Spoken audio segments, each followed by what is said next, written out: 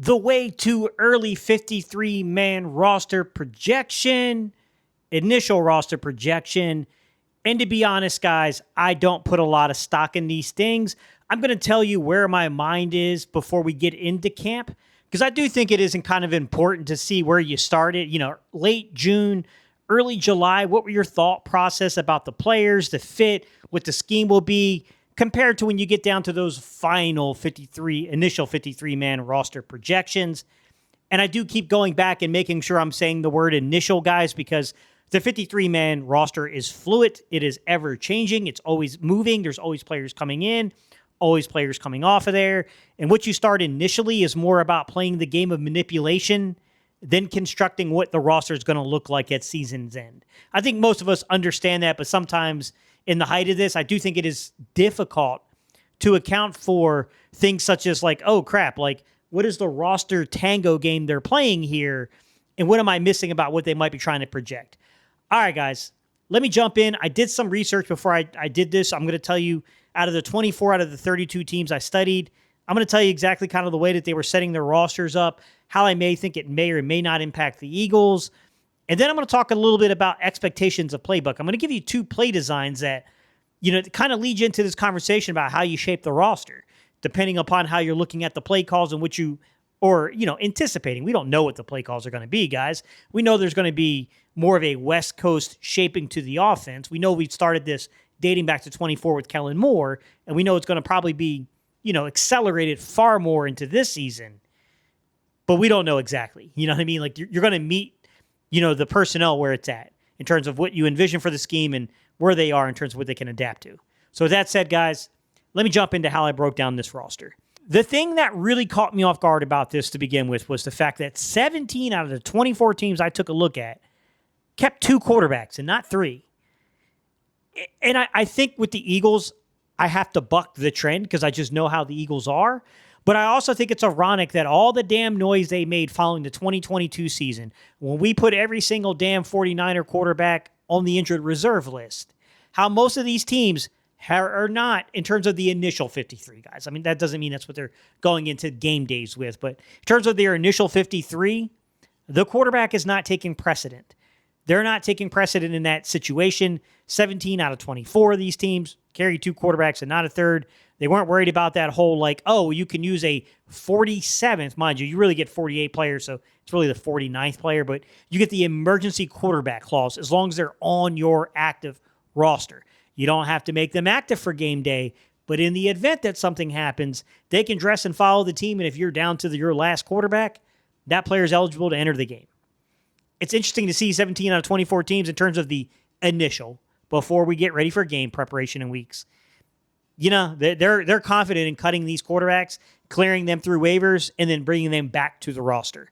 That was outlined. That kind of shocked me a little bit. I'm projecting the Eagles to keep three. All right. The three I'm projecting, and by the way, I think this is a difficult conversation because there's a lot of unknown here. I think that they signed Andy Dalton to set the floor. You're installing a new linguistic group. I think that's what people are missing. We've run West Coast concepts. We've run Hank. We've run Mesh. We've run different things like that, guys, in terms of West Coast concepts. We've run Dagger. We've run all those type of things before. However, the route trees are the route trees. It's not changing because you're putting in a new system. The language of your system can change drastically, though. And I think that's what makes it difficult, because if you don't know the language of the system, then it's really hard to get in there and call plays. It's really hard to trust that your receivers are going to be running the plays they're supposed to be running, especially when you're talking about cans and kills and things like that. So where you get into the more, convoluted nature of play calling and how convoluted the West Coast offense in particular can become. I think Andy, Dalton was there to set the floor, and as long as that floor is met, I have a feeling Andy Dalton won't be on the roster unless there is a late trade partner for Tanner McKee. I can't predict that on July 1st, guys. I have no damn idea. I'm projecting it to be obviously Jalen Hurts, Tanner McKee, and then Cole Payton are my three quarterbacks. Moving on to the running backs and the next kind of big issue here. 15 out of 24 teams kept 4 or more running backs. That's actually a lot more than I was anticipating or I was expecting, to be honest, guys. Also kind of alludes to the fact that if you keep only two quarterbacks on your initial 53 It allows you to keep an extra skill position player somewhere else. There were 4 teams in particular though, that kept at least 5 running backs on their active roster. And I do think that's interesting to kind of go over just so you guys can get a hint of what those teams are, the type of systems they run, and projecting your own 53-man roster, if you will. You may take a different, turn given the information I'm giving you. You might construct your roster differently by saying, that's useful information. I don't know why you didn't do it this way based upon the information. But the Texans, the Ravens, the 49ers, and the Seahawks all kept 5 running backs on their rosters. When it comes to the Eagles, I had a rough choice here, and I'm going to circle back at why I made the decision I made. I'm not 1,000% or I'm not overly confident in this, but I'm projecting currently they're probably going to keep 3. And if I had to take a wild guess, it'll be the same 3 from last year. I think once again, you get Elijah Moore, you get Damian Pierce. Those guys are here just in case the other dudes don't do their job. These are both guys that have experience playing in West Coast systems. Both of these guys have experience playing in wide zones. But I think more importantly, why those 2 guys are here is to make sure these guys are doing their job in terms of pass pro from the running back spot. Making sure that these young men can actually filter and clean up the junk. I think that's the more important part. So right now, going into camp, I have it as being Saquon Barkley, Tank Bigsby, and Will Shipley. With this being, and honestly, like anyone could win anyone could add a 4th running back to the active roster, to be quite honest. Or, obviously you make an initial 53, then you bring back an Elijah Moore or someone else like that as you get past that initial 53 and teams settle in. Or a guy like, Will Shipley gets beat out. It's not unheard of. I don't have that projected personally. I think Will Shipley's probably going to make the team, but I wouldn't necessarily be shocked either if that doesn't pan out, to be quite honest. All right, moving on to wide receivers and getting into some of the more extensive choices that can be made here. So from the wide receiver group, guys, what I thought was interesting is 17 out of 24 teams kept 6 or more wide receivers. Teams tend to keep a lot of wide receivers, and it's probably not that shocking, because the fact remains that most teams run a lot of 11 personnel. And outside of just running 11 personnel, most of the time your wide receivers do play a role in either punt return or kick return, so they have special team value. Although there are some teams that are keeping a lot of wide receivers who are running a lot of run game stuff, but they're running it out of 11 personnel to make it difficult to predict it. What I did find interesting is there were 2 teams that kept 8 wide receivers, which would tell me they were uncertain about the receiver position, and they wanted to keep as many people as around to try to develop or keep around for the roster because they didn't know how the shit was going to turn out. The Kansas City Chiefs kept 8 wide receivers. New England Patriots last year kept 8 wide receivers on the 2025 season for their initial 53-man roster. And then 2 teams kept 7 wide receivers on their initial 53-man roster. The Carolina Panthers and the Tampa Bay Buccaneers. I have the Eagles projected to be a little bit below that, guys. I'm going to say that we have some uncertainty in the wide receiver room, and we're probably going to be a little heavier on wide receivers than we have been in previous years because of that. But I also think we just have 6 guys that I think can earn a legitimate roster spot. They're not just dead space here. They're not dead weight, if you will. And I have it as Devontae Smith, Dontavian Wicks, Mekhi Lemon, Hollywood Brown, Johnny Wilson, and Darius Cooper hanging around and making the 53-man roster. Obviously, everything comes with a decision, guys, and you have to kind of keep that stuff in mind. All right, moving on to tight ends. Tight ends were interesting. In the vast majority of the league, either keeps 3 tight ends or they keep 4 tight ends. It probably really is going to depend upon how they, the teams that utilize a lot of 13 personnel and 12 personnel and, things like that, decisions like that. You're going to get some teams that make some interesting decisions. And there were teams that did keep only like 1 or 2 tight ends on their initial 53-man roster. However, when it comes to the Philadelphia Eagles in particular, guys, I kept 4 tight ends. And this might become the first time that we really get into some serious controversy. The running backs, a little controversial. I think most of you guys know where I'm coming from when it comes to the running backs. The tight ends, it's just really difficult because there's a player I didn't put on the 53-man roster that I hope come August I feel differently about. But I just couldn't do it in good conscience knowing that we haven't put pads on and this person hasn't done anything to warrant being in that kind of consideration yet. It's just pure projection on my part if I put him on there. But I do like the player, and I do expect this player to at least stick to the practice squad and probably, if not, fight for an actual roster spot. But here's the forward. I'm going to get into why I think this is a little difficult. Dallas Goedert, Eli Stowers, Johnny Munt, and I kept E.J. Jenkins. Here's where I think it gets difficult. Number one is I like Daquan Wright a lot. That's the player I'm alluding to. I'm judging him from shorts, guys, shorts and T-shirts. That's just not enough to go on for an undrafted rookie free agent. I do love this young man's college film. I do think that there is something here to develop from the player. I would not be shocked if he doesn't beat somebody out and make it on the team. And I will tell you, there's problems with the way that I constructed the roster from the tight end position. You have to ask yourself some important questions about alignment.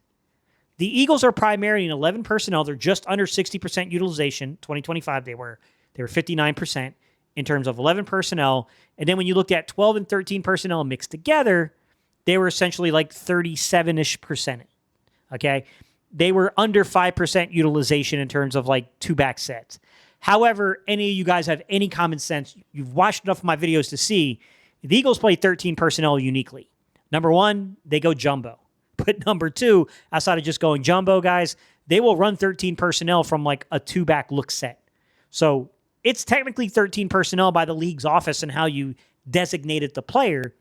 But thematically from the actual playbook and the scheme that you're showing us, the alignment you're showing us, that's 21 personnel.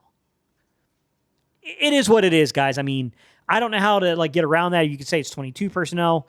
Technically, I think it would be 22 personnel, but you get what I'm saying, guys. Like, the Eagles do get kind of funky about the way they do that. And if you look at my roster includes Johnny Munt and E.J. Jenkins, who are both very much inline wide tight ends. Eli Stowers, who's probably going to be redshirted, if you will, for the season, early in the season at least, right, guys? He's going to be inactive probably for the first few games of the year until he kind of works his way into a role here. And that leaves Dallas Goedert. Dallas Goedert's probably a guy that it would be unique to see him play a lot out of the backfield. I don't think we're going to see that. So that does leave yourself like, okay, are you going to be, you didn't keep a fullback on your roster, and that's because of Carson Steele. I didn't think that I felt comfortable without seeing Carson Steele actually in meaningful snaps with pads on projecting that. So I didn't put him on the roster yet. And then on top of that, we have practice squad where we can utilize a guy like Cameron Latu, and we can use Cameron Latu as a call-up come game week, especially if we're going to have Eli Stowers be inactive for the first couple of weeks of the season. You can do that. Now, the flip side is instead of putting E.J. Jenkins, who I think is just a better overall player, and that's why I put him there, and E.J. Jenkins is athletic enough, I just never saw him used in the role. So, I mean, E.J. Jenkins have to be proved that he could play that kind of role. He's more of an inline guy, but we'll see if he can flex and do those type of things. But you can make an argument like put Cameron Latu there and remove E.J. Jenkins. I'm just going with the better overall football player, and I think they've invested a lot into developing E.J. Jenkins, but you can make the argument later on when I go over play calls, and I'm telling you the way I'm looking at this stuff, guys, you can make an argument Cameron Latu is one of these 49er tight end guys that they brought in that they like to use as a flex kind of fullback type quasi role. Steve, he's got the background. It might be worth hanging him instead of E.J. Jenkins. It's all personal preference right now, guys. I'm not going to hate on you if you do that in replace of what I did here. I think it makes logical sense as well. Offensive lineman was interesting to me just because I thought teams would go 10 or more offensive linemen, way more than the reality of what I found on paper. You guys ready for this? Only 5 teams had 10 or more, 5 out of the 24 that I tracked, had 10 or more offensive linemen on their initial 53-man roster. That caught me off guard. The vast majority had 8 or 9 offensive linemen. For the Eagles, I'm not sold they won't go 10, but I went 9 just because you have to take from somewhere to get a third quarterback on the roster. And that's kind of this is why I'm not a fan of keeping 4 quarterbacks. I think that a 4th quarterback just gives you no value to the overall construction of your roster. It's too conservative. And you're taking away from other meaningful, positions that can contribute at minimum as special teams players. Something a quarterback is not going to do unless he's going to hold the football on kicks. My 9, you could probably take a wild guess what they are, guys. I don't think it's going to be that controversial. Jordan Mailata, Landon Dickerson, Cam Jurgens, Tyler Steen, Lane Johnson. You're starting 5, right, guys? And then I got 4 backups. Fred Taylor, Micah Morris, Drew Kendall, and Markel Bell. Those were my 4 backups. I had some tough decisions here. I really like Cameron Williams. I just think with Fred Taylor being brought back, it kind of sealed the fate there. And then the fact they drafted Markel Bell in the 3rd round, I really like Cam Williams. I think Cameron Williams is probably going to get claimed if they cut him. I would probably, if I kept the 10th, that's probably the 10th player I would keep. Some of you guys might be more inclined to take a Miles Hinton, or I know some of y'all really like the aspects and the projects of trying to, take a guy like Willie Lampkin and turn him into like a quasi lead back. I don't think you do that in this particular situation, guys, but I understand people trying to get creative and why they're doing that. At That leads me to 25 offensive players. Let me talk for a second about the defense, guys, and what I constructed here. Defensively, when I looked at defensive linemen, teams kept anywhere between 8 and about 11 defensive linemen, with normally 10 being kind of the golden number, 9 on quite a few teams as well, but 10 being the norm. The way I constructed it is 6 interior defensive linemen to start the season. Give me a minute. There's a caveat here. Jordan Davis, Jalen Carter, Moro Jamo, Byron Young, Ty Robinson, Uar Bernard. Let me talk for a second. Let me spit for a minute here, guys. Uar Bernard cannot be cut, guys. There's too high of a risk of him being claimed. 9 times out of 10, these fears are not warranted. We've seen too many times where we all flip out and say, you can't cut that guy, for them to cut the guy and the dude gets put on the practice squad. With that said, I do think Uar Bernard and the amount of attention he got makes it particularly dangerous. It's not a player that I would personally cut. I would keep him on your roster. Don't even mess around with that. The benefits to why they might want to cut him, guys, is as you can cut him, you can clear him through waivers. You can put him as your IPP designated practice squad player. So you get to keep 17 players on the practice squad and not 16. You can still do that without doing that, is my point. Uar Bernard should not be cut. I think it's too risky. But I don't know that they're going to keep 6 defensive linemen, interior defensive linemen, for very long. Ty Robinson, unfortunately, Ty Robinson and Byron Young are basically the same age. But Ty Robinson is a draftable commodity for the Philadelphia Eagles, but Byron Young is developing into a formidable player. What the hell do you do here? I think they'll probably find a trade partner for Byron Young. I think this is kind of the year that they're going to give, the vanilla gorilla, if you will, is what they were calling this young man, Ty Robinson. Brother, I think he's got to produce. Brothers and sisters, I'm just going to lay that out for you. If this man don't produce, he's going to be shit out of luck, because I don't think they're going to play around about this. I think they know that Byron Young's a good player, and if they were to move Byron Young, I think the pressure would definitely be on Ty Robinson to produce. He's going to, and I'm not saying the man can't produce, but it's going to be expected this season. He's 26. You can't play around about saying he's a developmental piece at this age. Yes, it's only his second year, man, but he's been around the league long enough. Well, he's old enough to have been around the league long enough, even though physically in years he hasn't, if you will. All right, edge players, guys. I kept 5. You could probably take a wild guess at who the 5 are. I think you guys know them. Look, we all know that the guy that we traded went out on draft day to make kind of that big-time edge rusher, the Jonathan Grenard, number 1, Nolan Smith, Jalix Hunt, Arnold Ebiketie, and then the late period signing that we made for A.J. Epineza. I love that signing. I think A.J. Epineza gives us a really good 5th edge rusher, and I don't think you need any more than that. I think they're pretty solid. I think that's a damn good rotation of edge rushers. Miss BG, man. Hate that BG is not going to get a chance to potentially come back. Linebackers, this was tough on me, guys. I wanted to keep 5 so damn badly. But I'm going to tell you, man, the league average is 4. Most of the league keeps 4. They keep 5. There are some teams with 5ths that you can look and say, like, oh, it's almost 50-50 there, Steve. I just got the feeling as I looked across the roster and how often linebackers get claimed, off-ball backers don't, generally speaking, get claimed during the waiver period. So I feel like they could probably waive a guy and get them through. And I think they have 2 dudes that they like, that they would probably want to keep on the practice squad, that are not going to make the initial 53 for me. And that doesn't mean they won't be eventually put on the 53, just not initially. You could probably take a wild guess who I got here, guys. Zach Bond, Jahad Campbell, Jeremiah Trotter Jr., Smile Munden. Dante Lawson, a young man that I like a lot. I think could definitely be a 5th. And then the other young man, what's his name? Chance something? Let me take a look at his name, guys.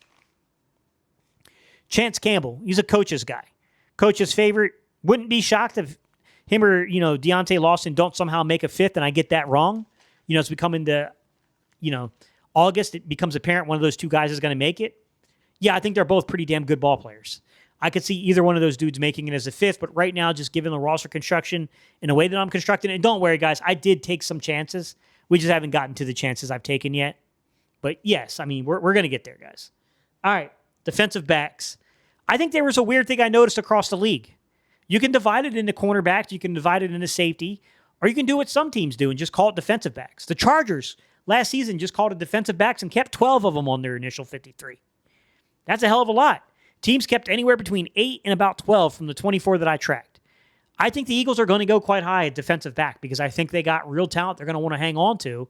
And while I don't think defensive backs stand the greatest chance in the world of being claimed. I do think that there is a small chance that a defensive back can get claimed, especially from really needy teams, and especially if a guy makes a play in the actual preseason. I think it kind of puts you in a weird situation as a coaching staff. You're trying to hide a player, you're trying to bury him, and all of a sudden the damn guy makes a play in the game, you go, shit. All right, this is how I got these 11 defensive backs, guys. You ready? Quinyon, Reek, Coop, Jonathan Jones, Keely Ringo. Let me explain, guys. Keely Ringo's the gunner. I think Keely Ringo's going to be on the team, guys. I can't see a way around that. Kapuna Gushikin, Andrew Makuba, Marcus Epps, Michael Carter, Maximus Pulley, Cole Wisniewski. I kept a 7th-round pick there in Cole Wisniewski, and I kept 2 undrafted free agents. I think all 3 of these dudes can play. I think all 3 of these guys are worth keeping around because while they're going to be inactive for a lot of games on the year unless injuries occur, look, I think these dudes could be a future asset to the Eagles. I think they're future pieces. I want to keep Gush in particular, Maximus Pulley in particular, and Cole Wisniewski. I want those 3 guys in particular in the secondary kept because I think those 3 guys can actually play. Now, if you ask me who are the other 2 undrafted free agents I covet, so I said, Gush, I said Maximus Pulley. The other 2, I really like Jaden Roberts quite a bit, who's the guard. I like Daquan Wright, which we talked about earlier, who's, be a 4th guy as a tight end. And then I also really, really like Deontay Lawson as a linebacker. Those are the 5 guys that I think are NFL quality players. But you can't put them all on the roster, guys. Trust me, I wanted to. There was no way to do this. And some of you are probably counting right now and going, Gate, you can't count. You put 25 and 26, that's 51. Brother, you're going to add 3 specialists, and now you're over a 53-man roster. What the hell are you doing? Slow down, Chief. What I found out is that there were a couple of teams that did some interesting things, like keeping 2 specialists on the initial 53 to make room, let teams settle down, then cut a guy, bring back your specialist, put that guy on your practice squad you just cut, and then you can settle in. In my situation, I'm projecting they probably trade, more than likely, the guy who's got trade value is Byron Young. I mean, maybe a team wants Ty Robinson. I'm not going to rule out Ty Robinson getting moved. I'm not going to rule out one of these corners or safeties getting moved. If the Eagles feel really good about one of these UDFAs or they feel good about Cole Wisniewski, they could potentially move one of those main backup pieces. That is true. Like a Michael Carter could get moved. A Marcus Epps could get moved. Jonathan Jones, who I think is a really good player, he could technically get moved. Keely Ringo, who's got special teams and developmental value, he could get moved.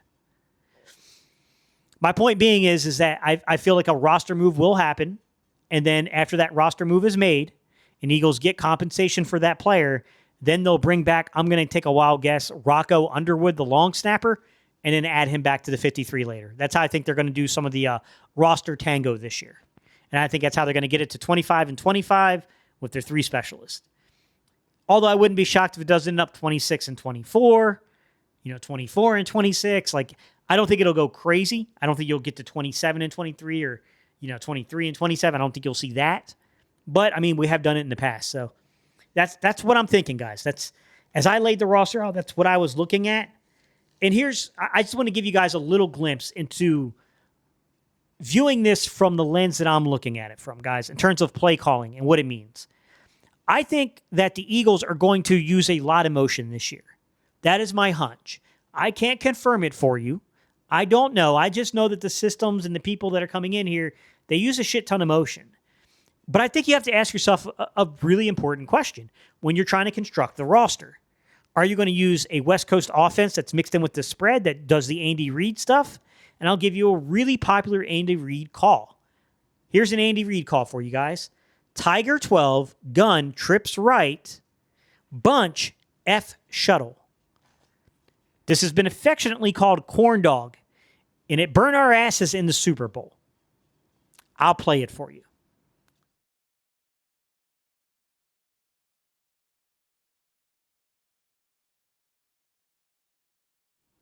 That play is a pain in the ass. It's a lot of movement. It's a lot of shift. It's called a zipper motion, right? You unzip and rezip it back again. And then it produces a lot of motion, a lot of movement, frees up the player, and boom, there you go. He's walking into the end zone because the coverage couldn't pass it off correctly. There's that kind of motion and movement, right? It's Tiger 12, so you know that's 12 personnel, guys. Tiger is normally a nickname inside of the West Coast offense for 12 personnel, although different systems will use different, terms. I've heard Rhino used. I've heard a few different things used before, right? Just like some systems will use Zebra to mean 11 personnel, and others that doesn't mean 11 personnel. They use a different term for it. So I want you to contrast that with a Shanahan call. You guys ready? A Shanahan call would be weak left, book Y right, 18 Zorro. Let me break that down for you guys. All right, the weak side of the offense is going to be to the left side. Book is a designation here for what you want your wide receivers to do. So you have weak left. So we can already tell you're going to originally have your Y tight end to the left too, right? But the weak side of your offense will eventually be to the left. Book and then Y right. The second time you get a direction, guys, I already told you that's either indicating the side of the field to read to or we're moving that way. This time we're moving the Y receiver to the right. So book designating the wide receivers what to do, Y right being direction. 18 Zorro is the run play. 18 is to the right, 19 is to the left.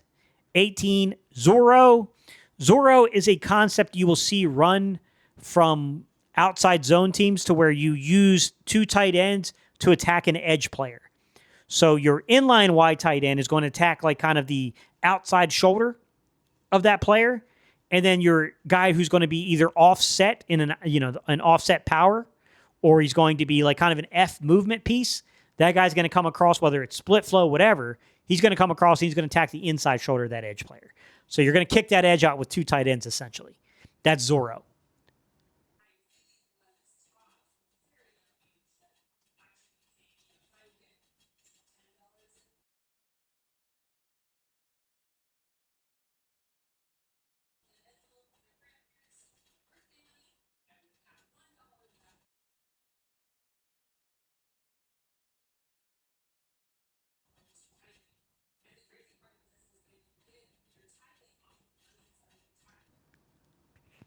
You can see where that can complicate,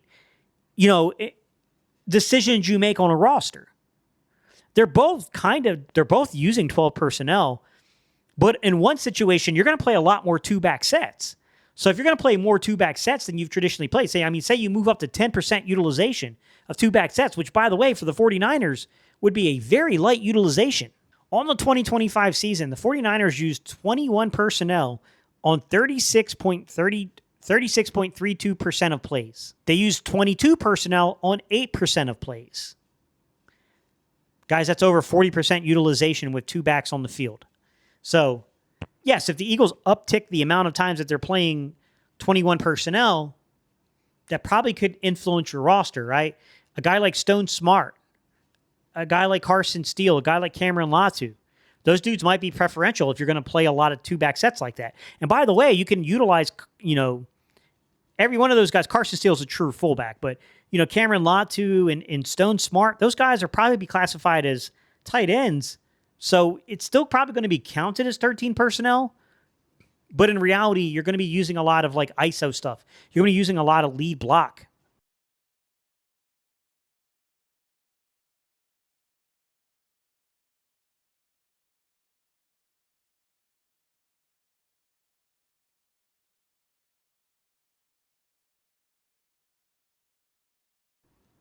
With those type of players.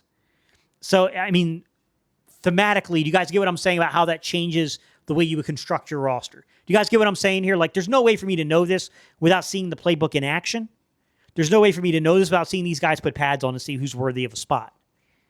Right? But you compare that to what we just saw 12 personnel get used here with Andy Reid, where he is using an RPO with a split flow, right? Where there is a run pass option here, but then he's using that zipper motion, that corn dog, to beat you. That's a very different feel.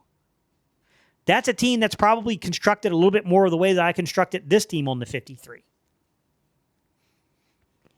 It's shit like that, guys. I don't know ultimately how they're going to do it, right? That doesn't even get into me like trying to call shots on the 46. And I did make a mock 46 of how I would construct the 46, like the active 46. And what I'll do is I'll just give you, I don't know if I should read off all six of these guys. I'll just say that I had 46 players. I had 2 call-ups as I was looking at it. And I brought up Cameron Latu so I would have flexibility in the way I can construct my offense, right? So I can do some of that 2-back stuff we were just looking at. While it might still be called 13 personnel, in spirit, it's 21 and 22 personnel. And then I thought about bringing up JT Gray, so that way with JT Gray, essentially you got 2 gunners on here that are elite. JT Gray and Keely Ringo are elite gunners in the NFL, 2 really good special teams players, 2 call-ups that can legitimately help your football team, right? And then you have Cole Payton as your emergency quarterback, so you really have 49 guys ready. An active 46, your 2 call-ups, and your emergency quarterback, 49. Now, the Eagles aren't going to do that every week, and they're not going to do that week to week, and it'd be highly doubtful that they'd call up 2 guys in week 1. I don't know how often they do that. I'd have to probably go back and look historically and see. But you get my point, guys. You get my point about how constructing these rosters it's challenging, man, especially without these guys putting pads on yet, especially without knowing the full lingo yet. I haven't heard any of the play calls. Believe me, once they start catching Jalen Hurts' cadence on TV, I can tell you a little bit about what the play calls are. I can give you an idea of what the hell's happening. Now, it doesn't mean I'm going to hear the full play call, but I can see form and I can see what he's killing to. So it'll give me an idea of exactly how they're outlining and how they're laying it out, what he's canning to, what he's killing, all those things, right? When you hear can or kill, it'll give me an idea of what the hell he's doing there. All right, guys, that's what I got for you today. I want you to tell me what you think.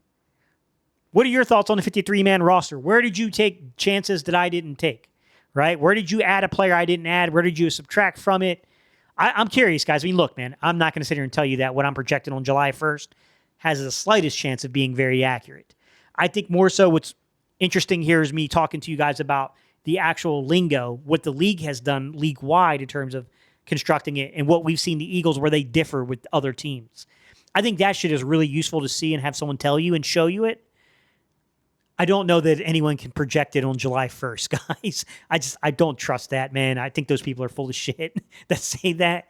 It's really difficult, man. All right, y'all. I appreciate y'all's time and attention, guys. I'll throw you up a couple more videos over here, man. I'll throw you something that YouTube says you will love. And I'll throw you up another video over here that if you want to learn more about the scheme, this is the video, man, where I break down a lot of stuff about play calls, guys, to kind of give you an idea of, I can't tell you the exact play call, but what I can tell you is what a West Coast offense does sound like. And they're all different. But if you pay attention to this video here, man, I went into like 3 different forms of the West Coast offense for you and let you hear how it sounds. So that way you can see exactly what the struggles are, why it's different, why it's challenging for players when you change the language grouping. All right, y'all. I appreciate y'all's time and attention so much. Thank you guys so much for liking, commenting, and subscribing on the videos. For all y'all that are hyping these videos, much love. It's greatly appreciated. And with that said, guys, it's late. I got to get out of here, man, because I got to put this baby to bed. All right, peace. I'm out of here.